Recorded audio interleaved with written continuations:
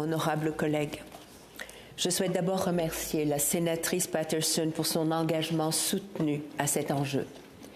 Grâce à son travail et à sa persévérance, les préoccupations des victimes sont demeurées au cœur de nos débats.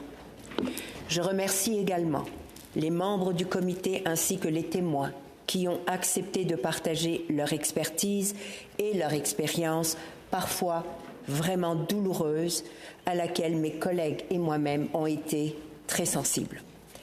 Comme capitaine honoraire de la garde côtière et lieutenant-colonel des honoraires du régiment de Maisonneuve, j'ai le privilège de côtoyer des femmes et des hommes qui ont choisi de servir notre pays. J'ai beaucoup d'admiration pour leur engagement. J'ai aussi beaucoup de respect pour les sacrifices qu'ils consentent, tout comme leur famille.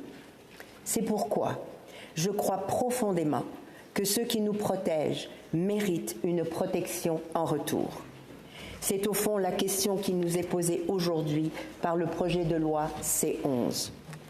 Au cours des derniers jours, notre comité a entendu des survivantes, des vétérans, des policiers, des juristes et des experts qui partagent un même objectif: mieux protéger les membres des forces armées canadiennes victimes d'infractions sexuelles. Pourtant, plusieurs d'entre eux sont arrivés à des conclusions différentes sur la façon d'y parvenir. C'est ce qui rend ce débat particulièrement difficile.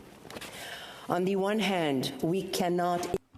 D'une part, nous ne pouvons pas faire abstraction des conclusions qui ont mené à cette réforme depuis plus d'une décennie. Rapport après rapport et enquête après enquête a été révélée une profonde crise de confiance au sein des forces armées canadiennes.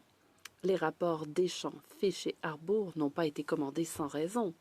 Ils reflètent une réalité douloureuse.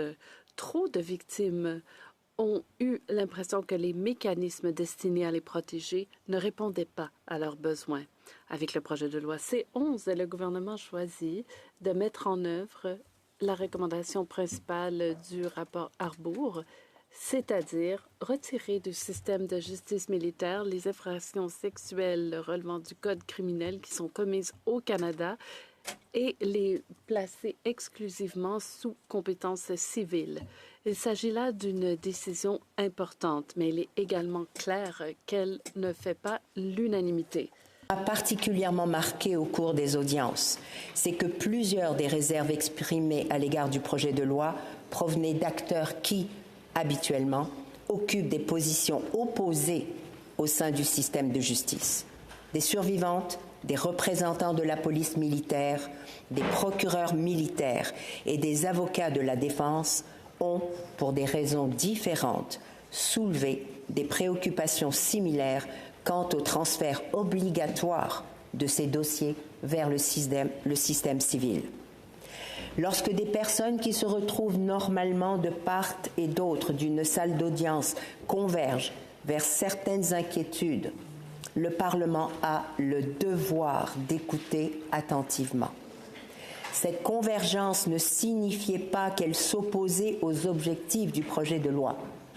Elle signifiait plutôt qu'elle craignait que certaines conséquences n'aient pas été pleinement mesurées. Plusieurs témoignages nous ont rappelé que l'agression sexuelle est fondamentalement une perte de contrôle et que le rétablissement passe souvent par la reconstruction de cette autonomie. Some have raised concerns.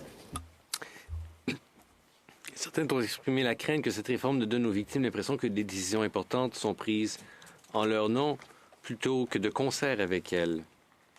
D'autres ont aussi attiré notre attention sur une dimension particulière du contexte militaire. Lorsque l'inconduite sexuelle se retrouve liée à un abus de pouvoir, la question ne se limite pas à déterminer si une infraction pénale a été commise. Elle soulève également des questions plus larges de leadership, d'autorité, de responsabilité et de responsabilité institutionnelle. Les témoignages entendus nous ont également rappelé que les victimes ne forment pas un groupe homogène. Leurs expériences ne sont pas toujours les mêmes. Elles n'ont pas toujours les mêmes attentes et elles n'ont pas les mêmes besoins. Certaines victimes estiment que le transfert de ces affaires vers la justice civile est essentiel pour établir la confiance. D'autres victimes auraient préféré conserver la possibilité de choisir. Ce sont des préoccupations que je comprends, et je comprends aussi les inquiétudes soulevées quant à la capacité du système civil à traiter ces affaires. Plusieurs témoins ont évoqué les retards judiciaires, les ressources limitées et les difficultés que l'on voit déjà quand il y a des traitements civils d'affaires d'agression sexuelle. Et certaines se sont demandé si nous ne risquons pas de déplacer le problème plutôt que de le résoudre. En effet, les discussions du comité et les votes serrés qui en ont résulté reflètent les tensions qui entourent ce projet de loi. Peu de sénateurs ou de sénatrices ont abordé cette étude avec une certitude absolue. Les délibérations du comité ont montré qu'il est possible d'avoir le même engagement à mieux protéger les victimes tout en ayant une divergence d'opinion quant à la meilleure façon d'atteindre l'objectif. C'est dans ce contexte que je considère l'adoption de l'amendement de la sénatrice Patterson comme étant particulièrement importante. Qu'un examen indépendant soit mené dans les 3 ans suivant l'entrée en vigueur de la réforme. Cet examen devra faire l'objet d'un rapport au Parlement et être alimenté par des consultations, notamment auprès des victimes, des autorités du système de justice militaire et civile et des groupes de défense des droits. En somme, cet amendement instaure un mécanisme de vérification et de reddition de comptes afin que le Parlement puisse juger, à partir des faits, des résultats concrets, si cette réforme atteint les objectifs recherchés. Cet amendement traduit une forme d'humilité législative, celle qui consiste à accepter que les institutions, aussi louables soient-elles, ne suffisent pas et que les conséquences concrètes devront être mesurées. Au terme de cette étude, je ne suis pas convaincue que le maintien du statu quo constitue une réponse satisfaisante. Depuis plusieurs années déjà, les autorités militaires ont progressivement transféré ces dossiers vers les autorités civiles. Cette orientation n'est donc pas entièrement nouvelle. Le projet de loi vient essentiellement inscrire dans la loi une pratique déjà mise en œuvre. Above all. Avant tout, je crois qu'il nous faut reconnaître une réalité fondamentale. Lorsqu'une institution perd la confiance de ceux qu'elle est censée servir, rétablir cette confiance perdue requiert parfois un changement profond. Il n'est pas suffisant de dire que les choses se sont améliorées. Nous devons également veiller à ce que les mécanismes en place inspirent confiance à ceux et celles qui pourraient un jour avoir besoin d'y recourir. C'est ainsi, dans cet esprit, que je me prononcerai en faveur de ce projet de loi. Je vote en faveur, cependant sans triomphalisme et sans prétendre que cette réforme répondrait à toutes les préoccupations qui ont été soulevées devant le comité. Vers le système civil ne réglera pas à lui seul les problèmes de culture organisationnelle. Il ne remplacera pas la nécessité de former adéquatement les enquêteurs, les procureurs et les juges aux réalités du traumatisme. Il ne remplacera pas non plus l'obligation pour les forces armées canadiennes de poursuivre le travail de transformation culturelle entrepris au cours des dernières années. Surtout, il ne nous dispense pas de suivre attentivement les résultats de cette réforme. Several witnesses urged us to make.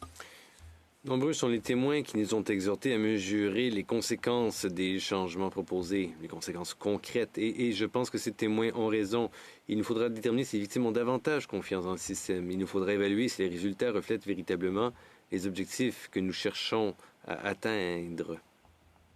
En d'autres mots, nous devons être prêts à évaluer cette réforme à l'aune de ses résultats et non simplement à celui de ses intentions. Voilà une autre leçon que je tire des audiences du comité. À maintes reprises, les témoins nous ont rappelé que le soutien aux victimes ne commence pas lors du procès, il ne s'achève pas dès le verdict. Les procédures judiciaires sont importantes, mais elle ne constitue qu'une partie du discours. Les services de soutien, l'accès aux soins médicaux, la protection contre les représailles, la possibilité de poursuivre une carrière et l'opportunité de reconstruire sa vie sont des aspects tout aussi essentiels qui doivent également être pris en compte. Cette réforme ne sera donc pas uniquement de savoir où les dossiers seront entendus. Il sera de savoir si les personnes qui vivent ces épreuves se sentent davantage respectées, soutenues et entendues qu'elles ne l'étaient auparavant. C'est à cette condition que nous pourrons dire que nous avons réellement progressé. Merci. Thank you, Miigwech.